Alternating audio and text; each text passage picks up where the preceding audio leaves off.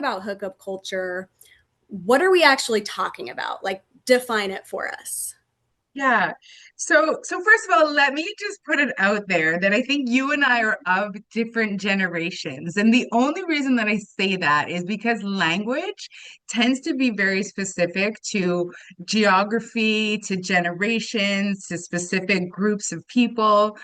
For a 30-year-old, a 50-year-old, and an 18-year-old to talk about, hookup culture, it might be something very different.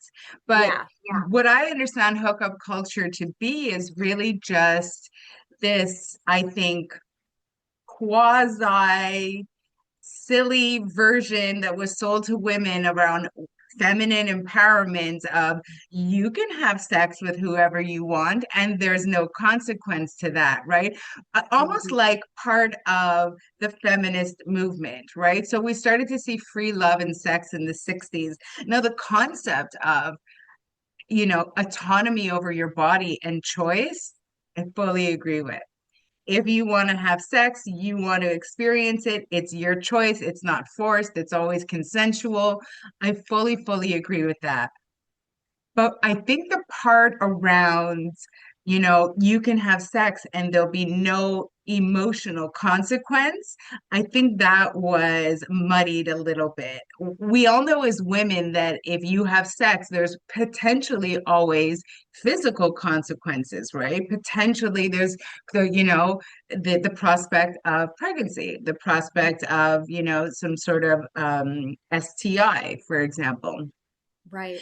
But do we spend time thinking about the emotional consequence?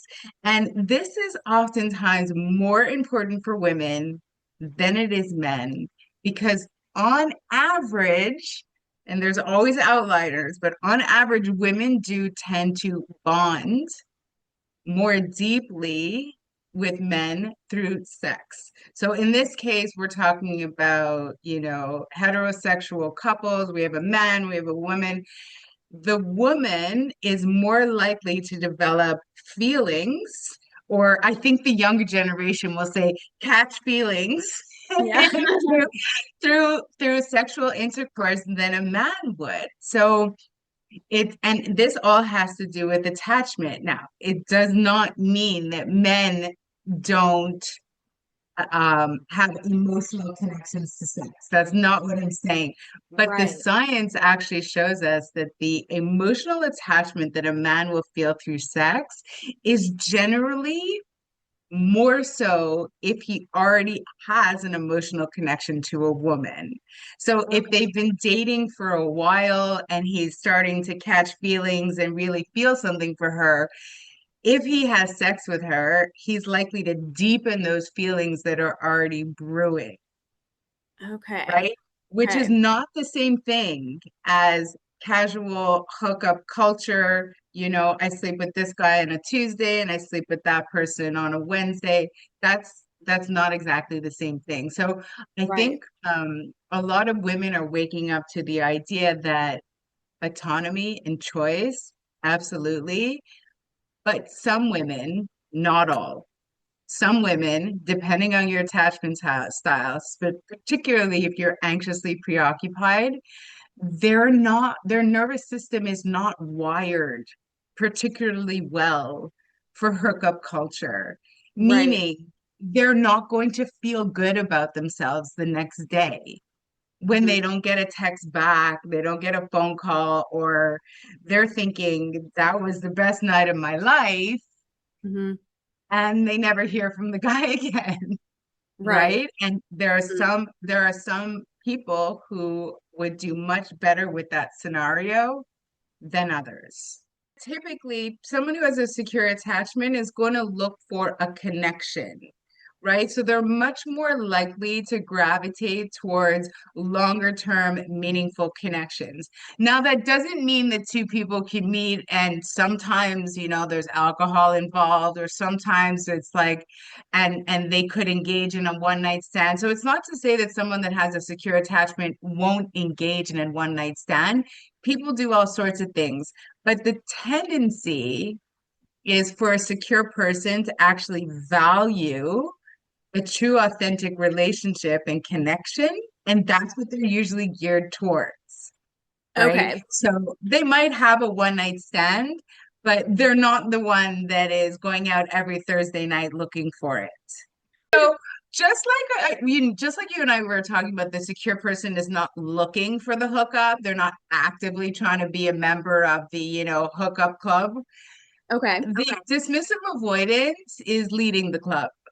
So the dismissive avoidant generally is most comfortable in a relationship whereby there is limited emotional commitment and engagement, or limited, expectations of emotionality. So Right. something like a one night stand, or sort of like a regular sex partner that you hook up with, once every fourth Thursday. There's no sleepovers, there's no pillow talk, there's none of that, nothing that could actually create a physical bond. These are the types of situationships that really appeal to the dismissive avoidant. And that's because, the dismissive avoidant generally will enjoy sex Hmm. for the physicality of it, right? Right. It's a release. It's a physical thing. In fact, they're very apt, if you pay attention to, favorite positions of a dismissive avoidant. They're very apt to prefer positions whereby you are not face to face. Interesting. Okay. Right. Because the intensity and emotionality of staring into someone's eyes while you're making love, we'll say, it requires a lot of emotionality. Yeah, lots of intimacy with that. Intimacy, Yeah. vulnerability, like it requires a lot. And so they will often avoid that. Right. Okay. So if they, the wonderful world of sex has a million different positions, right? And they will tend to gravitate ones where they're not really face to face with you. No gazing into each other's eyes, right? It's Do not not look into my soul. Yeah, it's not really what they're after. In fact, again, if Right. you're paying attention, it's really interesting. If you do find yourself face to face while you're having sex with someone who's truly dismissive avoidant, pay attention. They will close their eyes. Okay. And not because they're like, oh, in an act of passion. It's just because it's like, ooh, gotta shield myself from catching some sort of emotional intimacy that could potentially be happening here. They're not looking to emotionally bond, Right. Wow. right? Okay. So they're actually employing these strategies that they're not even aware of to minimize the possibility of emotionally bonding. Wow. Okay. Very interesting. It's Yeah. very interesting. And so, they will engage. They have very strong boundaries, which means like you might get into a situation where it'll be like, okay, I'll come over Thursday at 8, but I have to leave by 10. I'm not staying the night. There's no pillow talk. Don't call me the next day. They'll be very, very specific about what is They're like, just acceptable. And wham bam, thank you, ma'am. mhm, yeah. And if you go, you know what, that's no good for me, like they'll go, okay. Like usually they might even have a roster of a bunch of people. So it's just like, okay, and they don't really care. Yeah. Um, Oh yeah, man. and they're Huh. not, so this is not, I talk about this in a very sort of straightforward way, not to say that dismissive avoidants are mean. They're not mean people. They're actually usually Right. quite upfront. Whether the person hears what they're saying or not is another story, right? Many women think, oh, wait till he's in bed with me and I'll change his mind. He'll want a relationship with me or whatever it is. They're usually very upfront. They tell you, this is what I want, this is what I don't want. And so, I think as people have to get a little better at listening to Right. what people are saying. Not going Yeah, into things thinking, oh, I can be the one to change them, like what yeah. happens so often. Yeah, exactly. And it's very interesting because a lot of people, uh, from my own experience and also from a lot of people that I've worked with over the years, will describe sex with a dismissive avoidant as being probably some of their best experiences. And it's because there can be an element of like performance with a dismissive avoidance. It can be performative, which means they're not really connected to their emotions, right? Mm-hmm. It's almost like a role that they're playing. And again, it's not, they're not doing this to harm you. They don't really know how to connect to their emotions. They were never taught. You know, these Mm-hmm. are children who grew up in homes where they were neglected.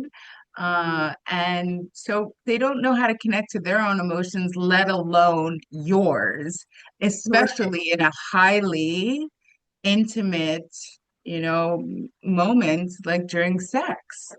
So it Mm-hmm. can become really performative, which in the moment can feel really passionate and really exciting, Mm-hmm. um, and life changing.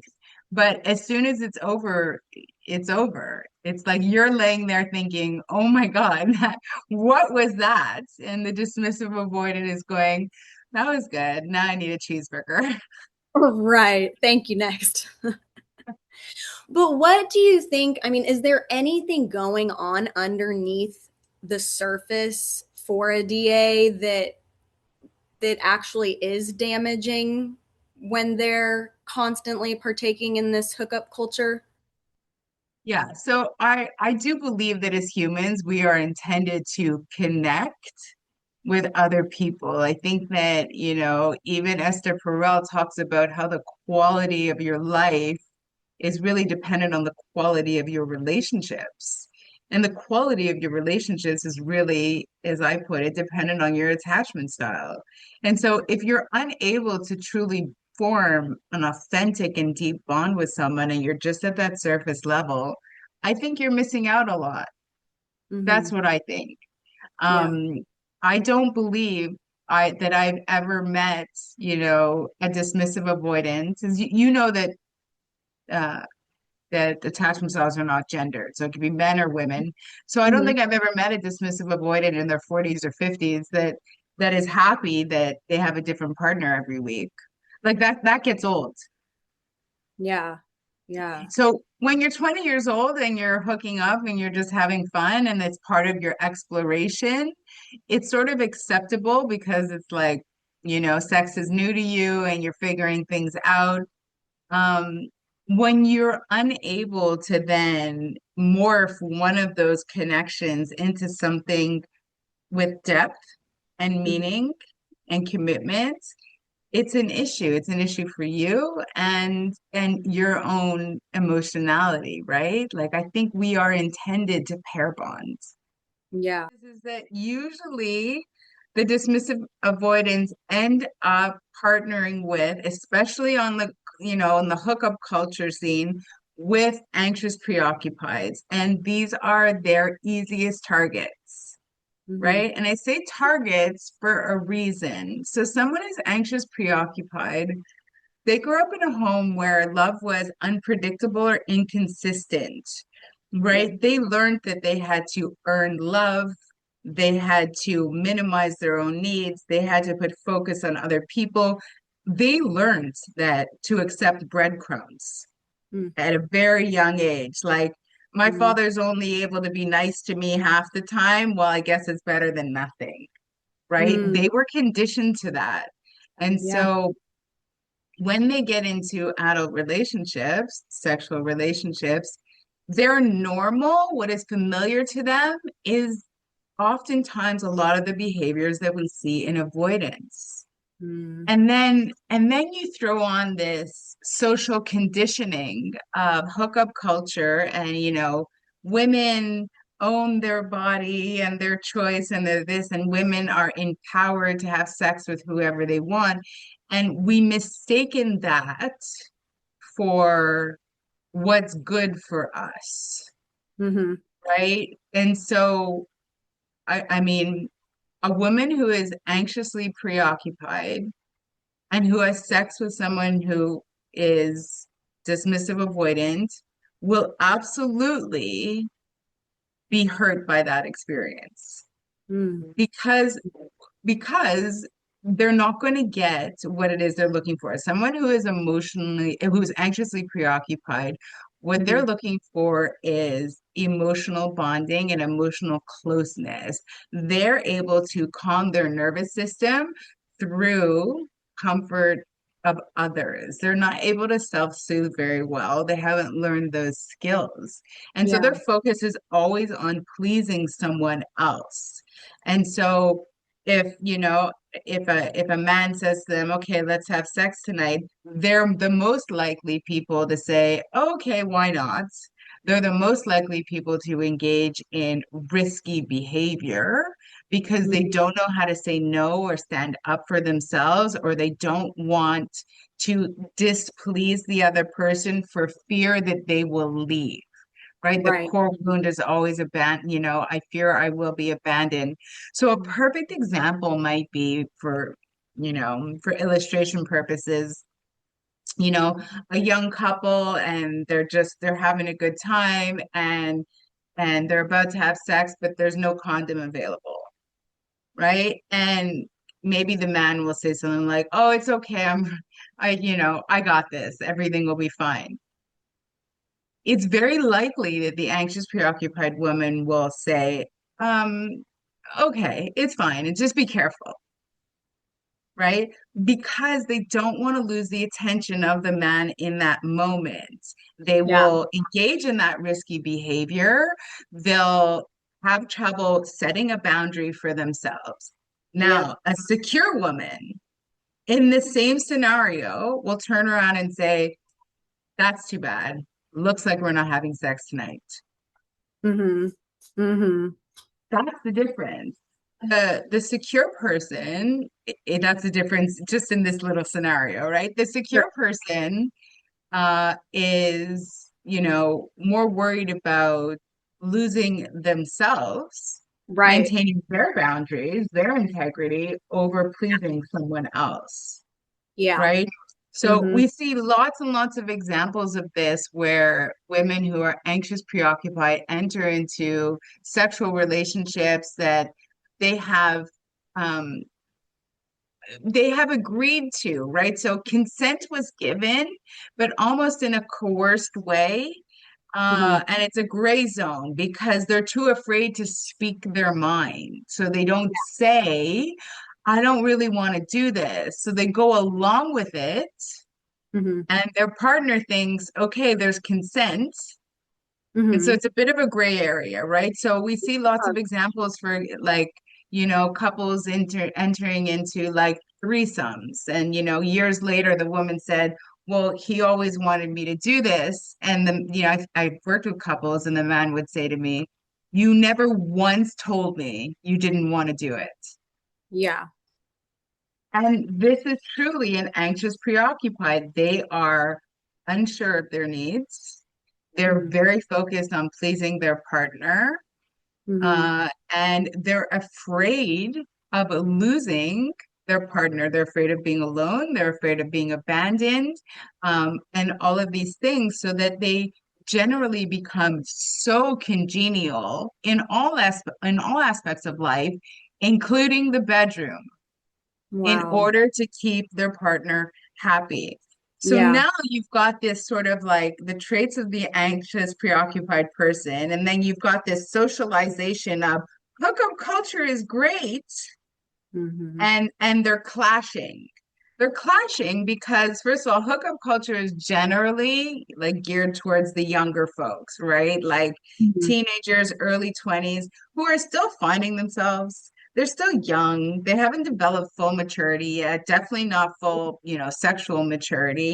Um, Mhm. they already have an insecure attachment style, which means that they're not entirely emotionally regulated.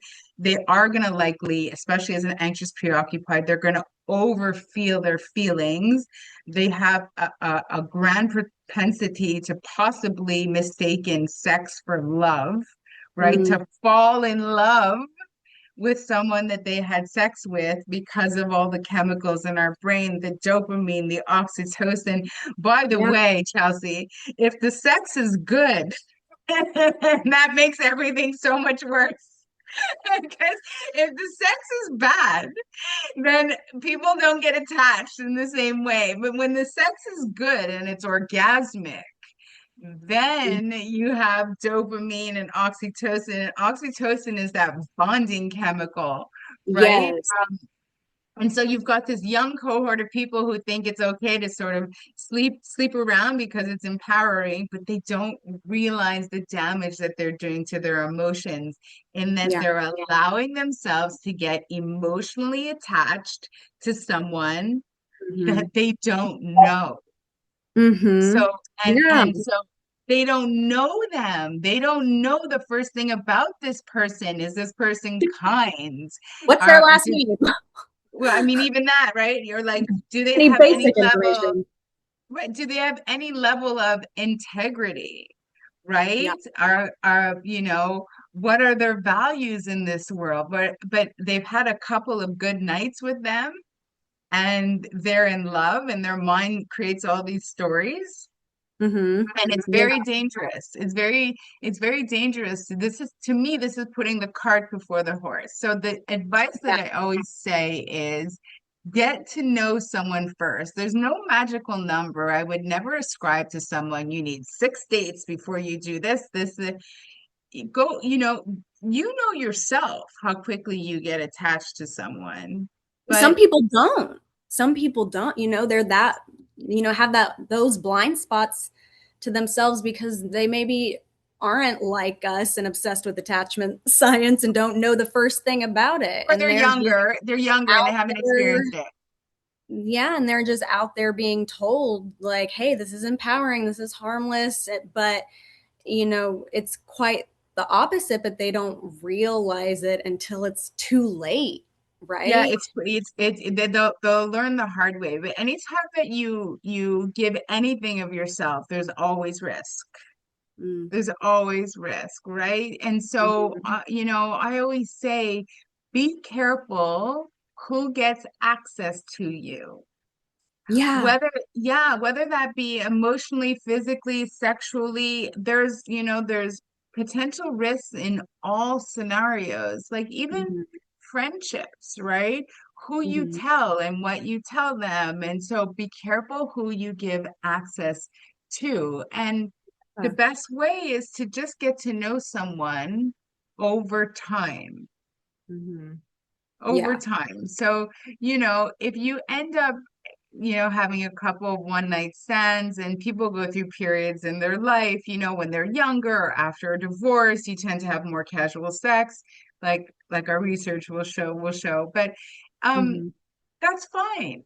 That's fine. But understand where your own limits are so that you don't inadvertently fall in love with someone and get emotionally bonded, emotionally, attached before you know who they are, before you've done your due diligence, right? Absolutely. Because don't you want to know if this person is kind and has integrity and a Mhm. clear vision and purpose in life before you fall in love with them?